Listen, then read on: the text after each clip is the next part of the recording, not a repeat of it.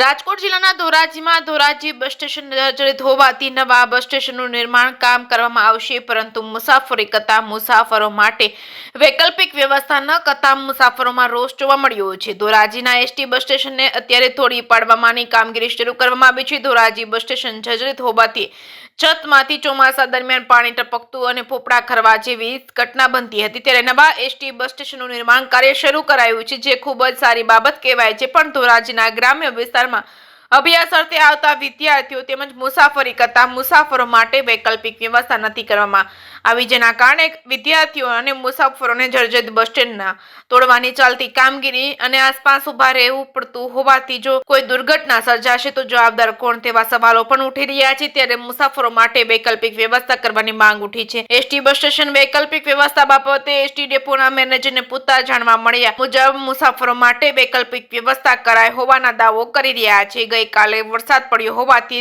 ત્યાં નાખેલી માટી બેસી જવાથી આ વ્યવસ્થા થઈ છે। જે કે સિંગુરતી સાથે મતીન બાપુ સૈયદ ધોરાજી। મિત્તલ, હું જામકંડોરણાથી અપડાઉન કરું છું અને આ ધોરાજી બસ સ્ટોપ ઉપર કામ ચાલી રહ્યું છે અને આ લોકોએ બેસવાની કે કઈ પાણીની વ્યવસ્થા નથી કરેલી, તો અમારે કરવું શું? અમે સ્ટુડન્ટ અપડાઉન કરી અમે સવારના હેરાન થઈ છે। અહીંયા તો ટાઈમે સ્કૂલ નથી પહોંચવા શું કહેશો? અમે કોલેજ કરીએ પણ અમે કોલેજ ટાઈમે નથી પહોંચી શકતા। કઈ તકલીફ પડે સવારે? બહુ તકલીફ પડે, અમે સવારના અહીંયા ઉભા છે।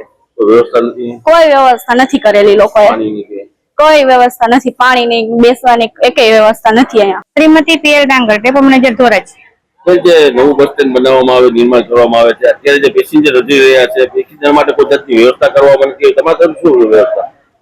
પેસેન્જર માટે તમામ વ્યવસ્થાઓ કરવામાં આવેલી છે। જે ટેમ્પરરી બસ સ્ટેશન છે ત્યાં તમામ વ્યવસ્થાઓ છે, પણ કાલ રાતે સતત વરસાદ પડેલો જેથી છે માટી કાચી પાથરેલી એ બેસી ગયેલી છે, એટલા માટે આ વ્યવસ્થા ઊભી થઈ છે। અનવ્યવસ્થા સવારથી પેસેન્જર વધી રહ્યા શું કહેશો?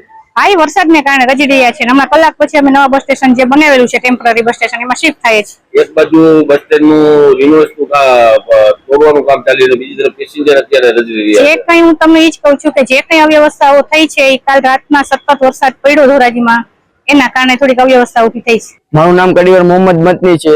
અમે જામકંડોરણાથી દરરોજ અપડાઉન કરીએ છીએ। અહીંયા કોલેજ બસ સ્ટેન્ડે અમે આવી છે। અહીંયા બેવાની કાંઈ સગવડ નથી, પાણીની વ્યવસ્થા નથી, કાંઈ પણ નથી। અમને કોલેજ જવામાં બહુ તકલીફ પડે છે।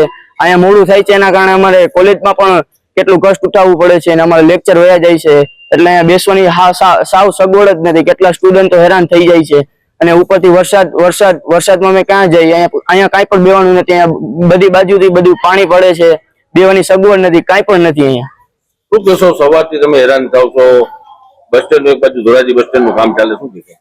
હા, કાંઈ પણ બીજી બાજુ સગવડ કરી દે તો અમારે બેવાનું તો થઈ જાય। કાંઈ પણ નથી, અમને હાનિ પહોંચી જાય, અમને કાંઈ પણ લાગી જાય એની જવાબદારી કોણ લે? અમને બધી બાજુ અહીંયા બધું માલ સામાન એમને પડ્યો છે, વિખરો પડ્યો છે, અમારે ક્યાં જવું?